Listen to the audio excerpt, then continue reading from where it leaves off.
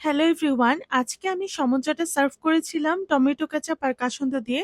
অনেকেই হয়তো কাসুন্দর সাথে ইউজ টু না, বাট ট্রাস্ট মি, তোমরা যে কোনো ভাজা আইটেম বা পাকোড়ার সাথে ডিম চপ, আলুর চপ বা যে কোনো ভাজা আইটেমের সাথে যদি কাসুন্দটা একটু ট্রাই করে দেখবা, এটা কত মজা লাগে। আমি বাসায় সামটাইম খেয়ে থাকি।